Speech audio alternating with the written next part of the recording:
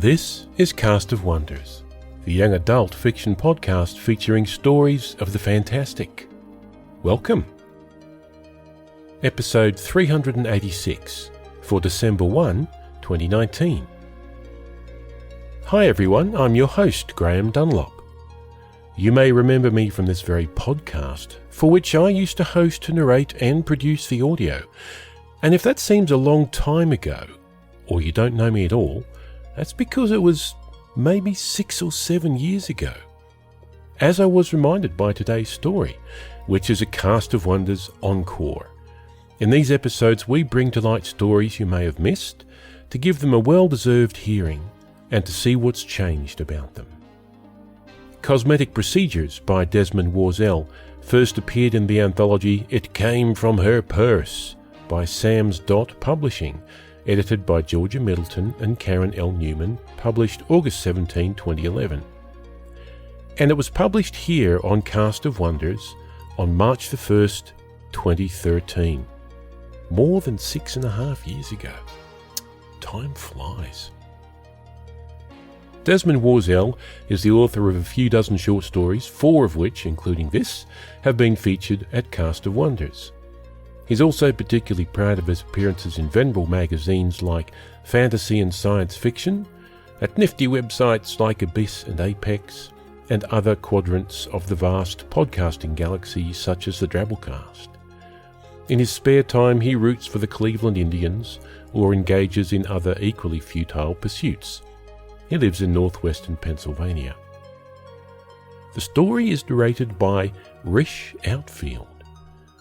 Rish Outfield can be found regularly at the Dune Steve podcast, which he produces with Big Anklovich, and you can hear him pretty much everywhere in the genre story podosphere. Find him online at rishoutfield.blogspot.com. And now, we've a tale to tell.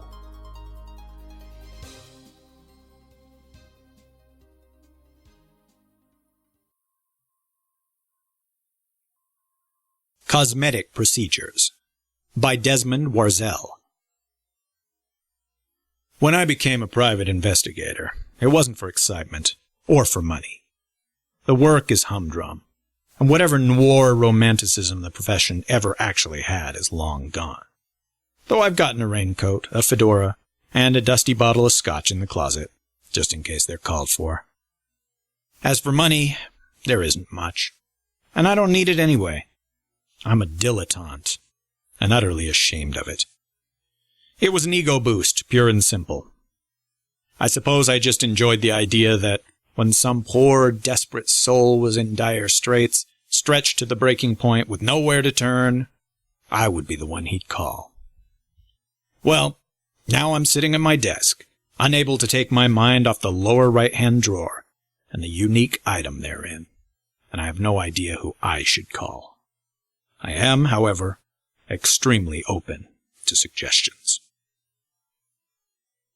We were just about to give up for the morning and go for lunch. The prospect of a deliciously unhealthy meal had much greater appeal than sitting around the office looking for new and exciting ways to cross-index the files.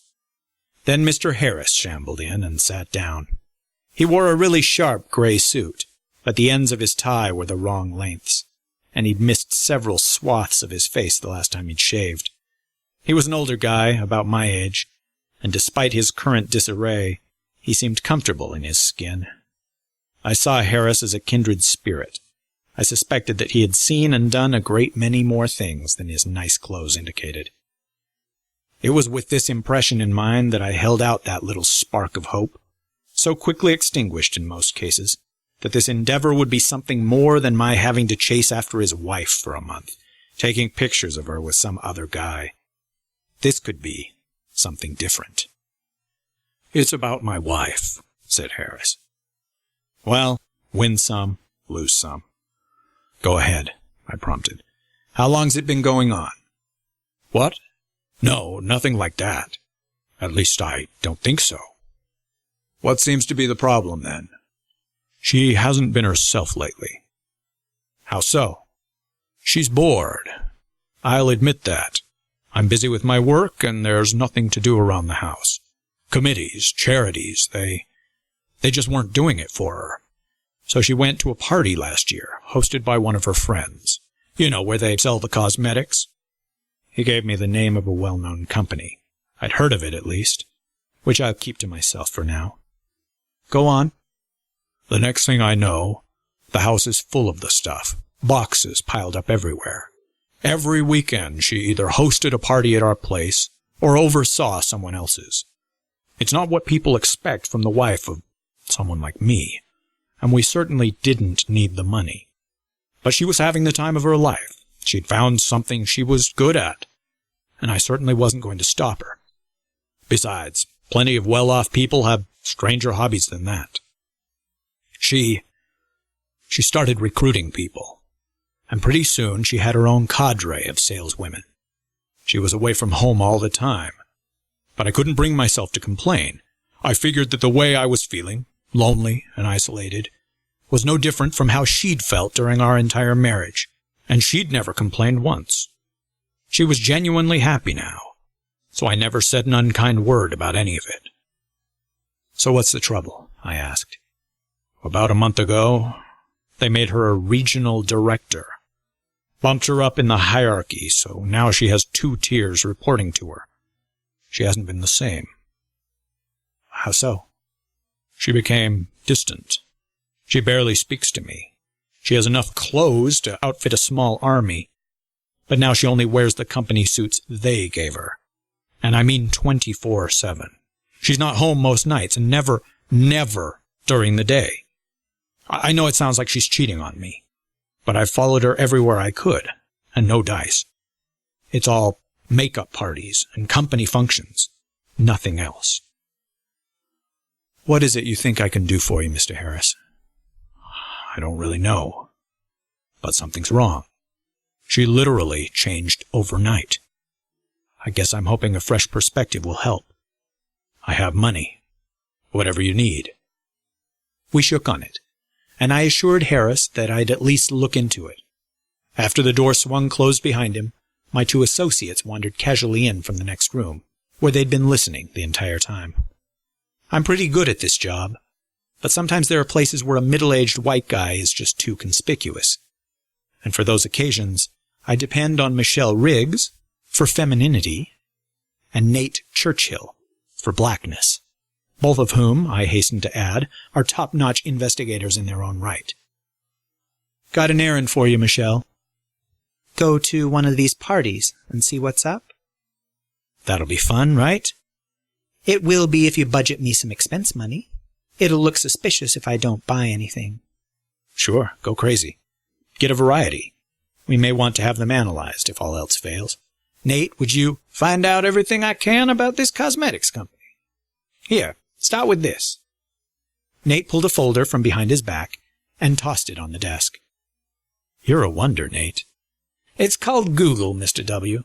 I'd teach you to use it yourself if I didn't think it was the only reason you kept me around. So, what do you make of it? I indicated the array of tiny pastel bottles spread across my desk, lipstick, eyeliner, and other things beyond my ken. It's pretty good, Michelle replied. Better than the drugstore stuff, and on par with the fancier brands. Well, this isn't much for $500. This is actually $250 worth. I've got the rest at home, performing some independent analyses. I don't doubt it, I said dryly. But that won't be the answer anyway. If these products were making people catatonic and nomadic, we'd find out about it. And Nate says no, not a single case. Besides, I imagine it's quite the opposite. I bet those parties can get pretty rowdy. A bit? So what's the next move? Observe the wife? Nate's tailing the wife now. Nothing so far that we don't already know. Well, it happens that when I was paying for the stuff, I hinted that I might be interested in selling it myself. The saleswoman was more than willing to talk my ear off, and she invited me to the next local function, where she's going to be promoted to regional director. So?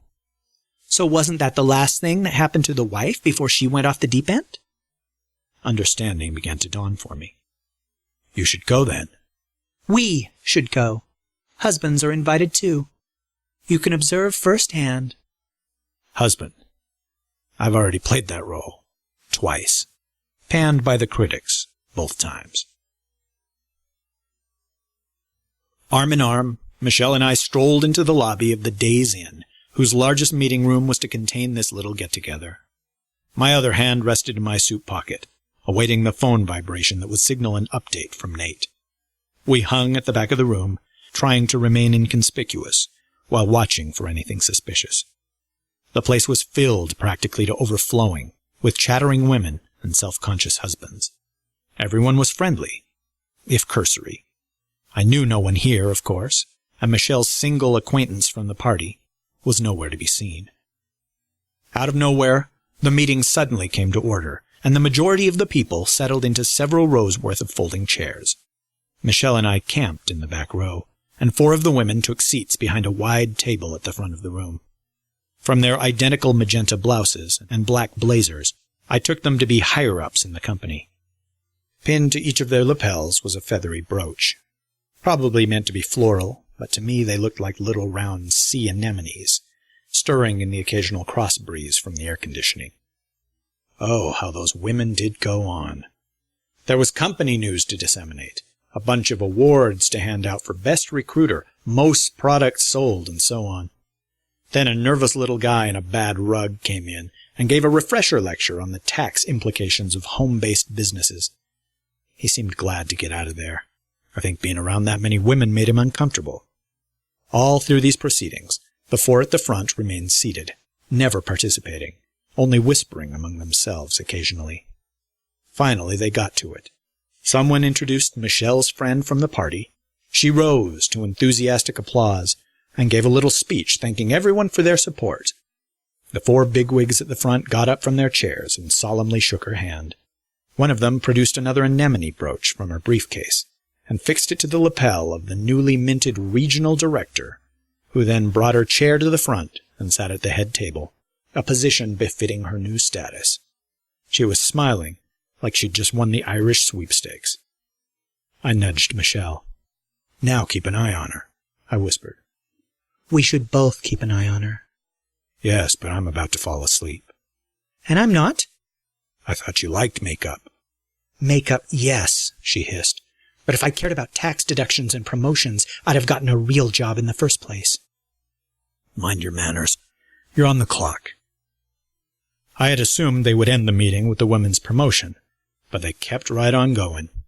My natural male defenses blocked out most of the talk, but I dutifully kept some of my attention on our subject. She and the 4 bigwigs sat tranquilly at their table as each speaker took her turn. Unlike those of us in the audience, whose eyes were naturally drawn to whomever was speaking, those 5 stared straight ahead at nobody in particular. When an amusing anecdote was shared, the audience dutifully tittered, but the bigwig's expressions never changed. And the smile that had adorned the face of Michelle's friend had faded away without our notice.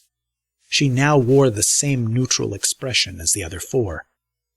"Hey, Michelle," I whispered, "doesn't she look sort of distant?" "I was just thinking the same thing." "Go up and congratulate her afterward. See what she does." The meeting droned on, and we didn't hear a word. We kept staring at the big 5, none of whom made a move. When we finally adjourned, the rank and file milled around and socialized, while the big 5 filed out of the room, briskly and quietly. Michelle and I fought our way through the crowd and out into the hotel's lobby, but we couldn't find any trace of them. I sent Michelle out to survey the parking lot while I combed the hallways, but wherever they'd gone, they'd been quick about it. For successful businesswomen, they didn't spend much time glad-handing. We regrouped in the lobby. I gasped for breath, lamenting the tribulations of middle age. The rank and file drifted past us and out to their cars.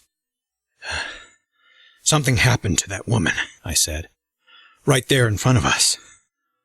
I don't know what, but I think we're on to something." "What do we do?" "Call Mr. Harris and tell him to meet us at the office. I need to call Nate." I fumbled my phone out of my suit pocket and dialed. The intrepid lad answered on the first ring. "Churchill here." Nate, it's your boss. Code Mauve. Code what? Mauve. Mr. W., I don't think we have a code mauve. We got code red, green, blue, purple. A teal even. No mauve. In fact, I don't even know what mauve is. There's no code purple. What you've been calling purple, that's mauve. Purple? Oh, hell no. You said that was only theoretical, Mr. W. Gird your loins, my boy, and get back to the office ASAP. Michelle sat atop my desk, I behind it. Mr. Harris paced the office. We made small talk to stay awake. It was past midnight, and well into the small hours, when Nate finally strode into the office. His slacks and shirt were torn, and several deep scratches adorned his arms. Code Mauve means to retrieve the subject under observation, by force if necessary. It's frowned upon, legally speaking. I got her, Nate said, but you guys can get her out of the car yourselves. You didn't say she was going to fight like that. Harris took Nate by the arm. Is she okay? Is she okay? Look, Mr. W., I trust you implicitly. You say bring her in, I bring her in. But let me tell you, a brother can't be bundling a struggling white lady into his car on a regular basis. It's likely to raise eyebrows. He tossed me the keys. Once I cuffed her, she settled down some. While the three of us hurried out to the car, Nate retrieved the scotch from my closet and took a healthy pull, straight from the bottle. Mrs. Harris was in the back seat, cuffed to the door. A handsome, classy woman. She wore one of the black company blazers, complete with anemone brooch. I unlocked the cuffs, and Mr. Harris coaxed her out of the car. We three each kept hold of her, and after one abortive escape attempt, she gave in and accompanied us into the office. Nate backed away slowly, scotch in hand, as we brought her in, sat her down, and handcuffed her to the desk. Mr. Harris knelt on the floor beside her and took her hand. She never said a word. Where was she, Nate? Asked Michelle. At some lady's house. They were both dressed like that. When I got Mr. W.'s call, I waited until she left and accosted her in the driveway. She fought like a badger. Didn't make a sound, though. Okay, I said. Let's think. Something turns normal women into this. Something that was also in that conference room, mused Michelle. But what? A hypnotic suggestion?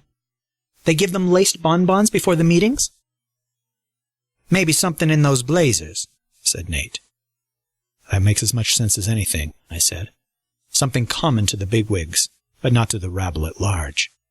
In fact, I don't think the rank and file had a clue anything was wrong. Take the jacket off her, see what happens, said Nate. But one of you do it, though? Mr. Harris, I asked, is she usually dressed this way? I haven't seen her in anything else all month, he replied. She's got a dozen of them. He stroked her hand. This was the most time he'd spent with her in days.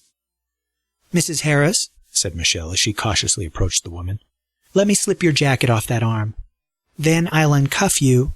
Michelle had barely laid a hand on Mrs. Harris's sleeve when the woman pushed her violently away, propelling her across the office. Mr. Harris, she said haughtily, straightening her blouse. Would you mind? Harris grimly took hold of his wife's jacket. It won't come. It's her brooch. I think it's pinned through to her blouse. Just a second. Oh. Harris backed away. His face had gone pale. I pushed him aside and grabbed at Mrs. Harris's jacket. She began to thrash. Michelle joined in our struggle, and with her help, I got a hand inside the blazer and felt the spot where the brooch joined it to the blouse. Reminding myself to apologize to her husband, I reached inside Mrs. Harris's blouse and found that the brooch passed right through it, pinning both blazer and blouse to her skin. Only there didn't seem to be a pin at all. Something else held the works together. Steeling myself, I withdrew from inside Mrs. Harris's clothing and grabbed hold of the brooch with both hands. And oh, my lord! It was like holding an angry tarantula in both hands. Those little feathery wisps that I'd thought looked like anemone tentacles began fluttering wildly in my grasp. Revulsion shot through me, but I held on long enough to give one good heave, and the brooch came away from the jacket. And there was more to it than we'd thought. Protruding from the back of the brooch was a bloody root the width of a pencil. I looked away and pulled harder, feeling more and more of the thing sliding out of Mrs. Harris's chest with a sickly wet sound. It seemed like 50 feet of the stuff, especially with all those little tentacles bristling impotently against my palms. But when I finally yanked it free and landed on my backside, there were about 12 inches worth of roots trailing from it. As it struggled, it flung drops of the woman's blood, which spattered on the floor. The enormous implications of the night's events were beginning to dawn on me. But for the moment, all I wanted was to find somewhere to stash this thing before it stuck me with that root and turned me into a zombie. Michelle and Harris stared, open-mouthed. But Nate was on the job, dashing into the next room and returning with the candy jar from his desk. He emptied it on the floor. M&Ms skittered everywhere. I stuffed the thing inside. Nate furiously screwed the lid back on and stowed the jar in my otherwise empty lower right-hand desk drawer, slamming it shut. I collapsed on the floor, shuddering. From somewhere on the other side of the desk came Mrs. Harris's voice, plaintively addressing her husband. "Sweetie, what's going on? What is this place?" I heard her rattle the handcuffs. "Mr. Harris." I slid the drawer open a little and peeked in. The thing lay in the jar, twitching pathetically. "Do you have some place to take your wife for a while? Or perhaps you might go on a nice long cruise? I think someone may come looking for this." And we're back at the beginning. And I'm stuck with a mind-controlling alien sea anemone in a jar. Sure, I could just set the thing on fire and forget about it. But the other 4 brooches we saw, along with who knows how many others, imply bigger issues that need addressing. The cops would laugh at me. The FBI would hang up on me. And my priest would hand me a pamphlet to read while he called the nut house. Homeland Security? NASA? Area 51? Any suggestions?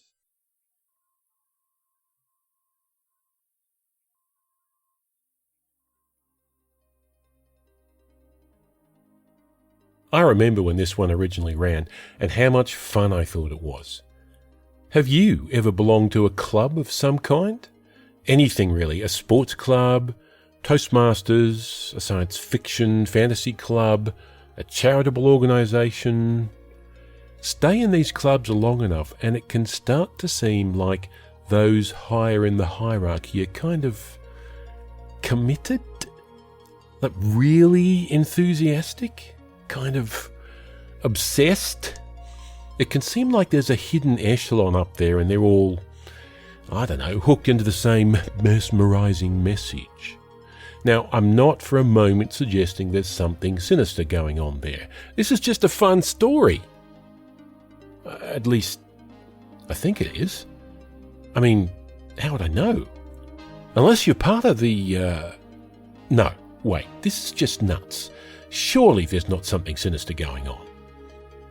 Is there? Anyway, join us again next time. We love bringing you the best audio fiction week after week, but we can't do it without your support. Your donations pay our authors, our narrators, our servers, and our staff. That's servers as in, like, the things that run the websites, not servants, you know. No. Anyway, please consider supporting us with a monthly donation through either PayPal or Patreon. You can also review us on Apple Podcasts, request us on Spotify, and consider the stories we publish for award consideration. There are lots of ways you can help us. Join the discussion on the EA forum, forum.escapeartists.net, or visit us on Twitter @CastOfWonders. Come say hello.